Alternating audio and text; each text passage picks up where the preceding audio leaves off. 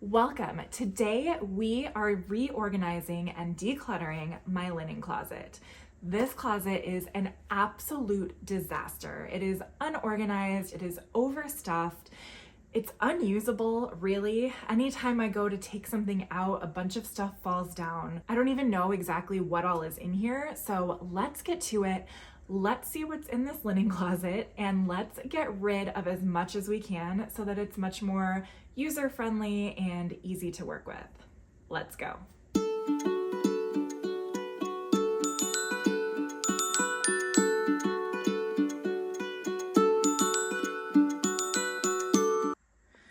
So we will start up here. So this is, I don't even know what this is. I think this is like a duvet cover and maybe some extra pillowcases for my bed. These are a bunch of towels, more towels, I think a random pillowcase, and then this is extra sheets, blankets, and extra blankets, and a that blue thing is like a heat pack. So there, as you can see, there's just a lot and it's very random. I am not the best when it comes to folding things. I'm really not. I don't know how to fold very well. So that's part of my problem. But the other problem is that we really just kind of throw stuff in here without thinking about it. So the way that I like to declutter when I'm doing a cabinet or closet is just start at the top and go down. So we're gonna start at the very tippy top and see what we have here. I'm just gonna take it all out to see what we're working with. I think that's everything. Okay, so I have here some pillowcases. So this is a large pillowcase. I have a sheet. Let me see what size the sheet is. It looks to be a queen size sheet. So this would be an extra sheet that would fit my son's bed. So I don't know how to fold a fitted sheet. I'm not going to learn how to fold a fitted sheet. I'm just gonna put it right here for now. This is a mattress protector. I think also a queen size. It really should probably be on my son's bed. I don't know if he has one on his mattress right now, but I am a big believer in mattress protectors because you just never know. I'm actually gonna check right now to see if he has one on his bed. He does have one on his bed. So I don't know what the extra one is for. So that's good to know. That's good to know. All right. This is an extra pillowcase, another pillowcase, another pillowcase. And then here is our duvet cover. That I really should put on our duvet. But I don't know. I mean, I like the idea of a duvet cover, right? Because obviously it protects the duvet, right? Or the comforter or whatever. But the reality is I hate putting them on and I hate taking them off. So what we end up doing is when I make my bed, I just put the comforter on the bed and then I put another thin blanket over the top, or sometimes even a sheet over the top because the dogs lay on our bed. So that's kind of our protective layer. And then when I go to do laundry, I just throw it all in. So I don't use the duvet cover, but I like it. I like the idea. And summer is coming and I don't want so many layers on the bed. But anyway, I'm just gonna put it all in a pile for right now and I can deal with it later. This is a pair of my son's underwear. I don't know why it's in here, but that's okay. Do I wanna do anything with these things now? Is there anything I need to throw away or give away? I don't know why we have an extra one. We only have one queen. Oh, I do know why we have an extra one. Okay, so we only have one queen bed in the house, and that is in my son's room. My husband and I used to have a queen bed, so maybe that's why we have an extra queen size mattress cover. Do we really need 2 mattress covers? Probably not. Why am I so hesitant to throw this away? I think this would be an easy thing to get rid of that would reduce the amount of space that we're taking up. So let me get rid of it. I'm gonna put that in my get rid of pile. The extra sheet I'm gonna keep. The pillowcases I'm gonna keep. The duvet cover I'm gonna keep. All right, moving on. This next shelf is towels mostly. So I'm just gonna put them all on the floor here. And then this is like a random scarf blanket. I don't like this. I think I'm just gonna get rid of this. I don't know what it is. All right, now let's deal with the blanket or the towels. So this towel, as you can see, is very old and has holes in it. We do keep towels like this because we have dogs. And if you have dogs and you have a backyard, then you might be able to relate to this. We get mud, and so when they come back in, we wipe off their paws, and that's what we use these towels for. Now, how many towels do we need for that purpose? I don't know, but we're gonna keep at least one. This is a towel that my son can use for summer camp. I believe that's why I bought it, to say small beach towel. So that's that. Just a plain white bath towel.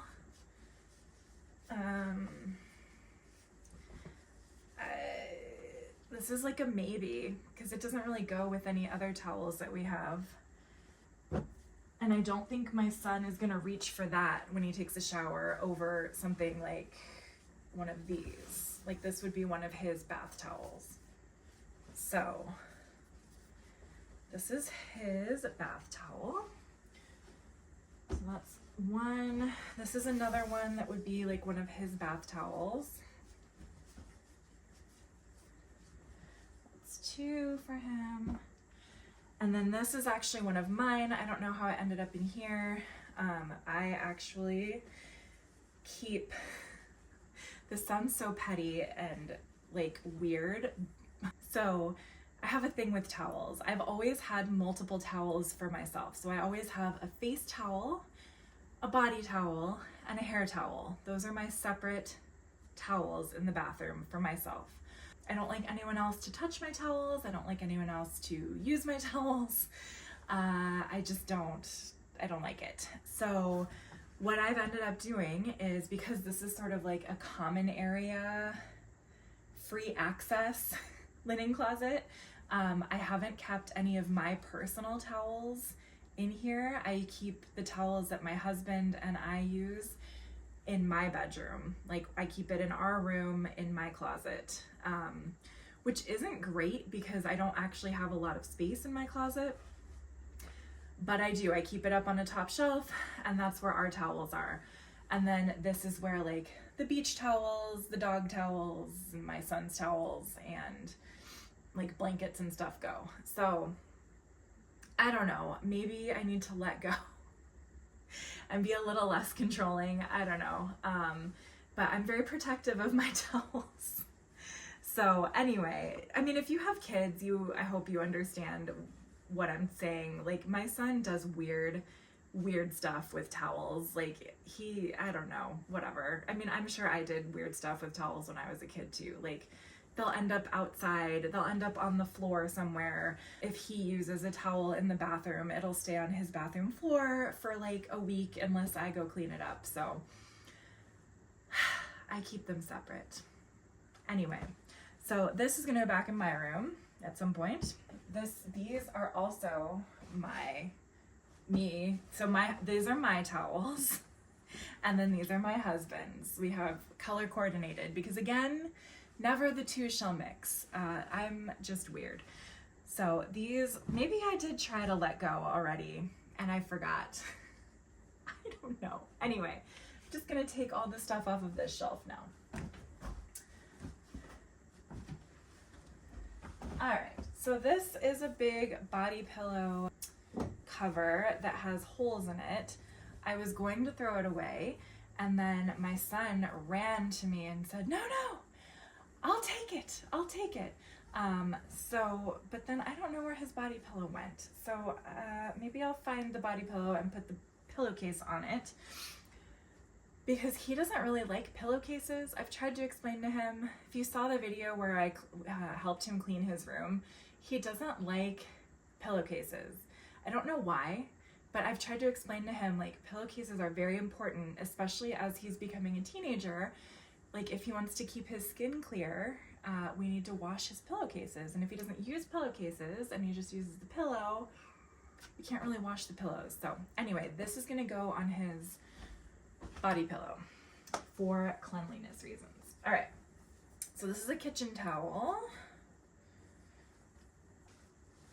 This is a beach towel. This is a pillowcase, another beachy towel,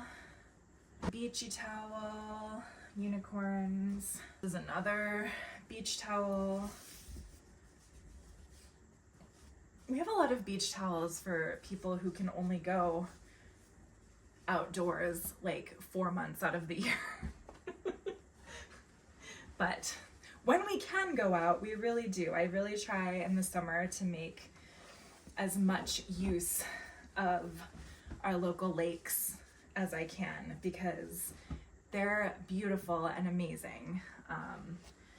I grew up in Southern California, going to the ocean all the time. My grandpa had a house that was like right on the beach in Southern California. And then my parents, they still live at the beach in Southern California.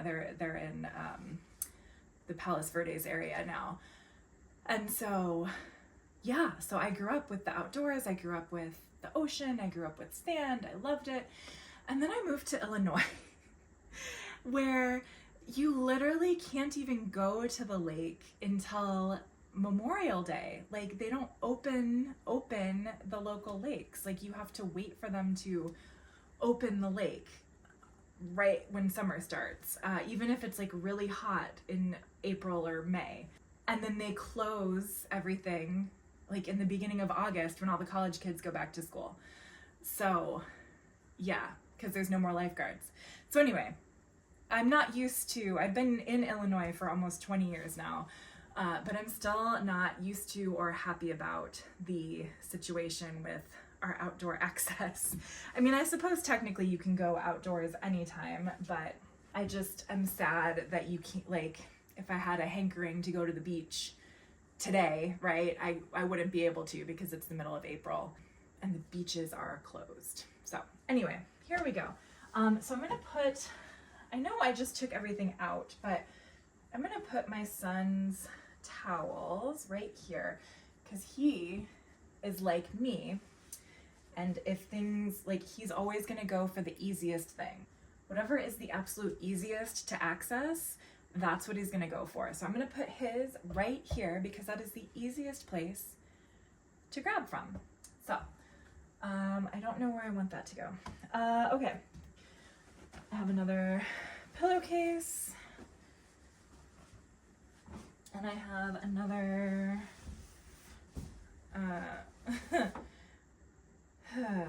yeah, I don't know what this towel would be considered. I guess a dog towel now, or I could just get rid of it. This, I'm hesitant to talk about it, but I guess I will. So, trigger warning, religious trauma. This is my baptism towel. So I grew up Christian, but I never got baptized as a kid, because even though I was a believer and I asked Jesus into my heart about 500 times before I was 12, because I was afraid it hadn't stuck, I didn't ever get baptized, because I thought, and I don't know who told me this or why I thought this, but I was under the impression that I had to speak in tongues before I was baptized. I don't think that's biblical. I don't think that is a requirement for getting baptized. But I did grow up in a very charismatic church where that was like a thing that people did. My dad prayed in tongues a lot. And so anyway, that's just something that was in my head as a kid and a teenager, that like, if I hadn't been touched by the Holy Spirit and and I wasn't speaking in tongues, and I shouldn't get baptized yet. So that is something that was true. And so anyway, as an adult, I finally did get baptized because I went to a church called Willow Creek Church. You may have heard of it. And so it was like it is still like a big mega church. It's like the size of a shopping mall. And, you know, with big music and lights and show and action and very emotional, right? And so I kind of got drawn into it, and they would have these baptisms on their stage of like hundreds of people lining up and going across the stage and getting dunked, and then they would give you one of these towels. So this is my Willow Creek baptism towel. And I think that they gave me a t-shirt as well, which I don't know where that is. But anyway, so this is my baptism towel. Later, a few years later, everything crumbled with that church. The founding lead pastor was accused of some naughty things, and he vehemently denied those things. And everybody rallied and supported him, including me. Because how could he have done such a thing? That's so terrible that a woman would be so cruel and want to ruin his life when he only had another year until he was going to retire. And then it came out that it was true. It was true. And then things kind of fell apart, and then COVID happened, and then I stopped going to church. And here we are. Hey, Editing Megan here. If you are not interested in any more information about the Willow Creek scandal, totally fine, totally get it. Skip ahead. I should have some timestamps or chapters in here so you can just skip right to the next one. But if you are interested in more information about that scandal, I did some digging. I pulled up some footage from the family meeting that was held in 2018. I actually attended that meeting in person. Regrettably, I was one of the people who was cheering in the audience when Bill Hybels said that he was planning to go ahead and continue being the lead pastor. And I was there when he gave all of his excuses, when he told all of his stories. I will include some of that here because it is so outrageous looking back now. And then I also just included a little piece from one of his other pastors that was seen on stage with him. He was being groomed to be like the next lead teaching pastor after Bill Hybels was going to resign. His name is Steve Carter. So anyway, there's so much to that story. I'm sure there's so many places you can learn more about it if you're really interested, but I thought I would just give like a quick insight into it, just if you're curious. If not, like I said, move on, you can skip it, but here you go. I too often placed myself in situations that would have been far wiser to avoid. So one evening, a family friend joined us and a whole bunch of other sailors from South Haven. Beautiful boat ride late at night. And when we came back into the slip, everybody got off the boat, and as is my custom, the way I unwind after boating like that, I go down below, I ask the family, all the guests to leave, and so I close the door, I put on worship music, and then I do the dishes and clean up the boat. It's just something, I hate to do that at home, like in the kitchen, but on a boat, it extends my boating experience, so, all right. So anyway, I'm down doing the dishes, and I hear a splash. And it's late at night, and I go, oh my gosh, this is not good. So I was very attuned to the fact this is late at night, there's water involved. When I jumped up into the cockpit area of the boat, I looked, I saw someone was swimming in the river. And I yelled out and I said, who are you? What in the world are you doing? And then I recognized that it was someone who had been on the boat prior that night who had come back without my knowledge and jumped in the water. And I said, this is very dangerous. You're where boats come in and out here. You got to get out of the water right now. She said, well, that's going to be difficult because I don't have clothes on. I was furious. I said, you're in a dangerous situation. And now you've put me in a terrible situation. Get out of the water. No, not yet. I ran down below and got a whole bunch of towels, put them on the swim platform. I closed the door. I said, you get out and you go home. And I was absolutely stunned. Why didn't the church know that these investigations were going on? Yeah, that's a fair question. I think the honest answer is that when we were doing the investigation, particularly when Jeff was doing that, he was interviewing people, and they were promised confidentiality. And so to bring that to full light, or to bring that to the congregation, just did not seem appropriate at the time. So it's tough. I will do my level best if you allow me to continue to serve here until October when I am going to retire. If you will allow me, I will serve my heart out in this place.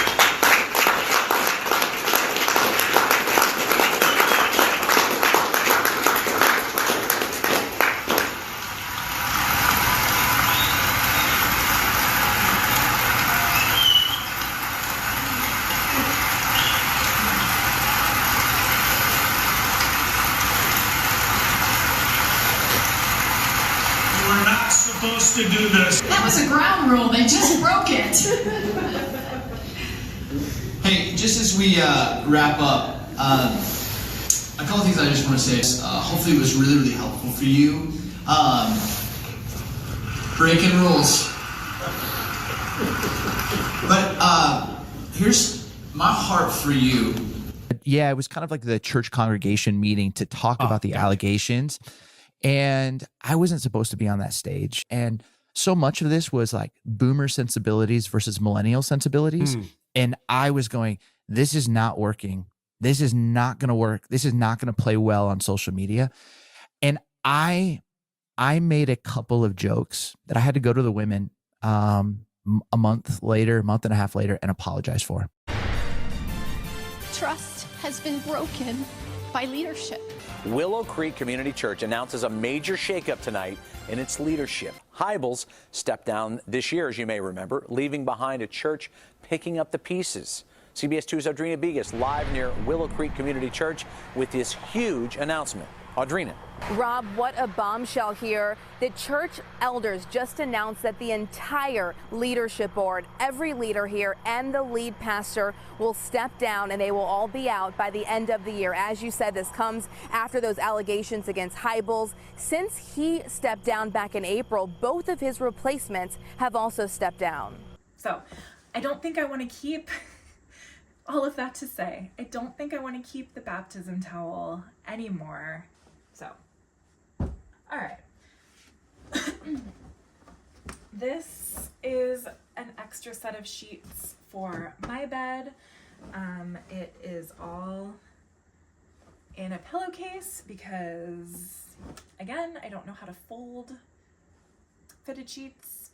So here's that. I have some random stuff that belongs to my son. I think this is from when he went on a sleepover with his cousin like a year ago. So we're gonna put that in his room, which is where the camera currently is. There's a piece of the molding that goes along the base, like the base, I guess the baseboard, I don't know. So there's that. Some nails and a hammer. A tortilla. Excuse me, there was some sort of dust in here. This is a tortilla napkin that goes in the tortilla warming dish that we have. Oh Oh my gosh. I probably need to wash this if we're gonna use it. All right, another blanket, another blanket, another blanket.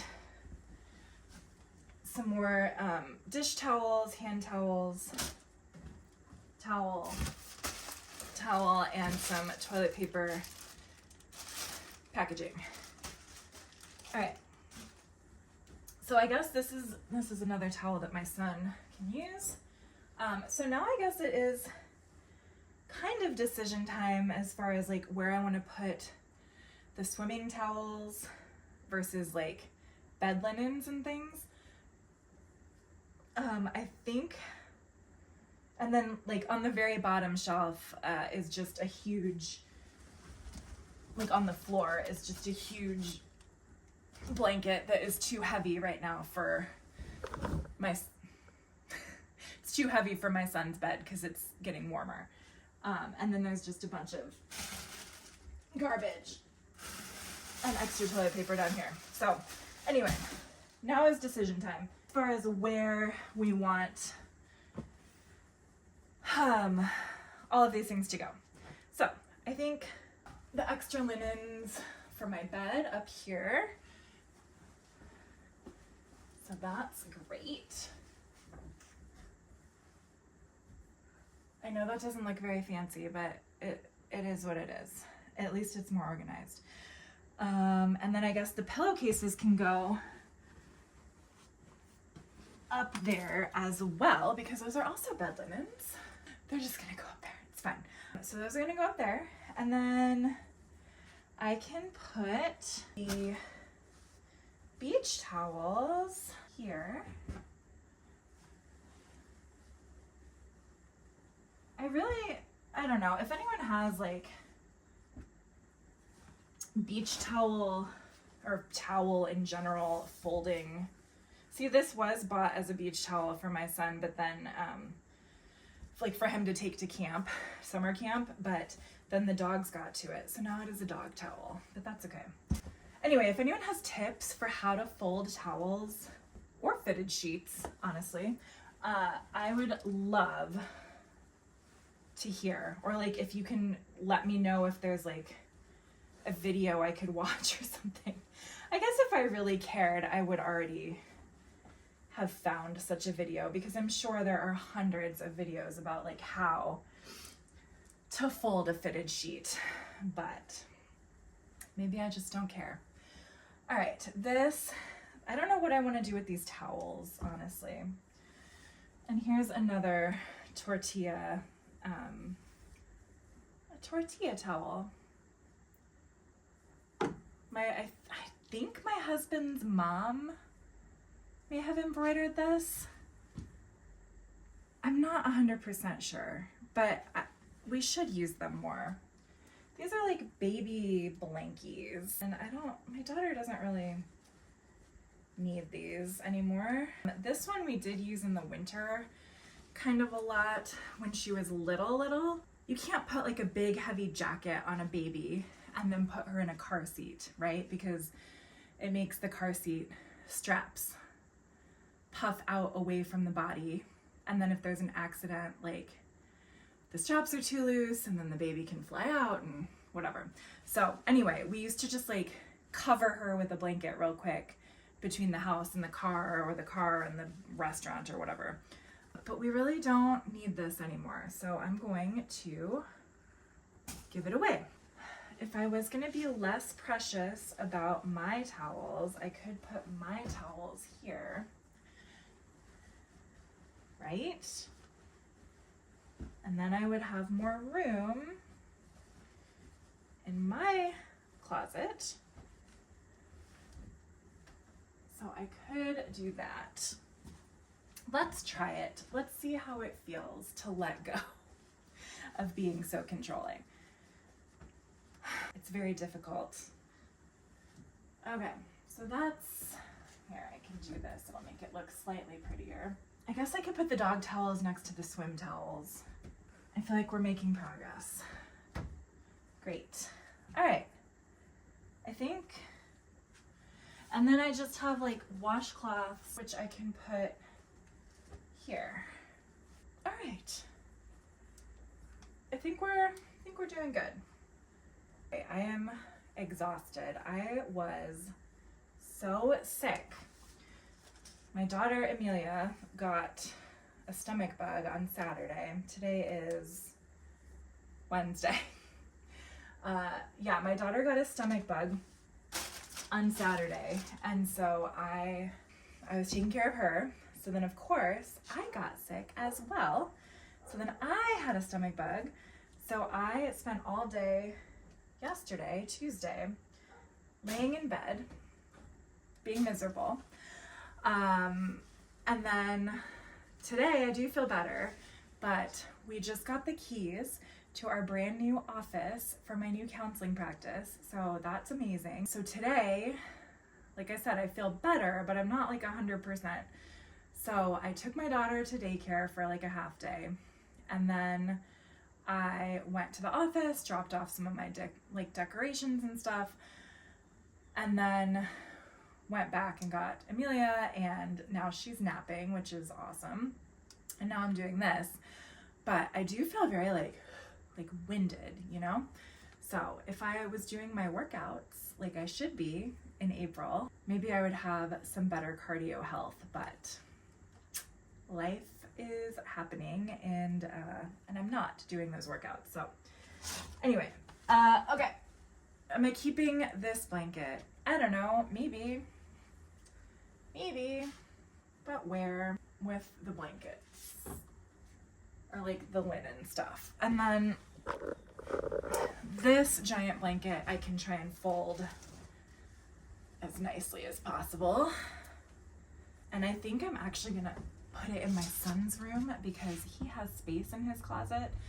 Because what I'd really like to do with the bottom of the linen closet is keep like our extra toilet paper and some like paper towels and stuff, because currently we're leaving all that stuff in the basement, and I hate going down to the basement every time we need more toilet paper or paper towels. So I'm gonna find a spot in his room for this.